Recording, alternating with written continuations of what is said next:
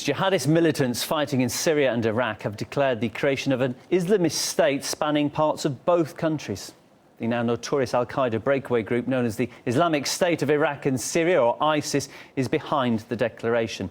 And they are urging other jihadist groups to pledge allegiance to the new state. As you can see clearly on our map here, its territory covers the north of Syria and the eastern half of Iraq, which is home to rich oil fields.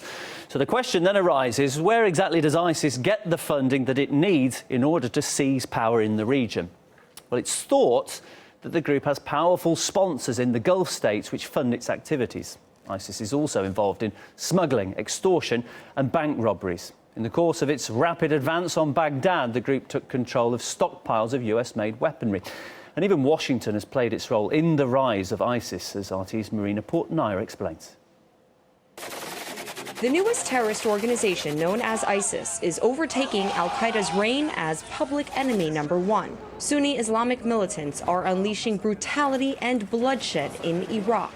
But it's next door, in Syria, during a 3-year civil war, where the extremist group got its start. We are where we are because we armed the Syrian rebels. We have been fighting alongside al-Qaeda, fighting alongside ISIS. ISIS is now emboldened in 2 countries. But here's the anomaly. We're with ISIS in Syria. We're on the same side of the war. So those who want to get involved to stop ISIS in Iraq are allied with ISIS in Syria. That is the real contradiction to this whole policy. Right. According to reports, the U.S. government may have inadvertently played a direct role in strengthening extremists.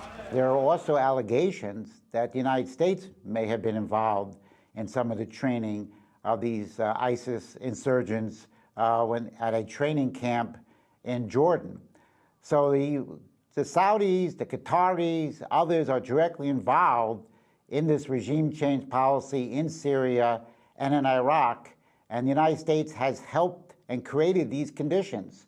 And this will cause chaos and expanding war in the region. According to German magazine Der Spiegel, Americans were still in Jordan in March of last year, training up to 1,200 members of the Free Syrian Army to use anti-tank weaponry. We have spent a lot of time trying to work with a moderate opposition in Syria. Now, the White House is ready to spend a lot of money. The Obama administration has requested $500 million to arm and train Syrian rebels fighting to topple President Bashar Assad.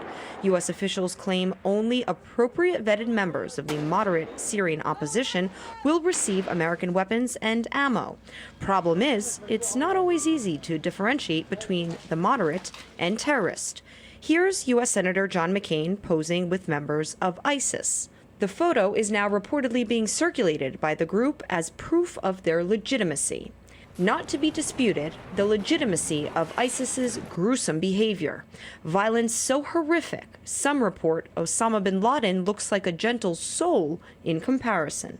As the newest group of terrorists is growing stronger and gaining more ground throughout the Arab world, their safe haven remains in Syria, where the White House is promising to send more weapons with the goal of establishing peace. Marina Portnaya, RT, Washington, D.C.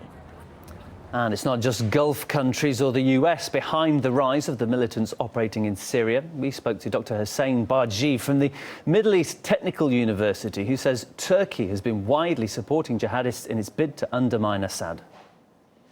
We know that the Turkish government, in particular in Syria, is entertaining strong and close relations with Islamic groups. The Turkish government until now has not used the word terrorist for issues, but rather speaking about the certain elements of Islamic groups. We know that the Turkish government has been friendly to those groupings, and those groupings also abuse, of course, this Turkish sympathy of the Turkish government.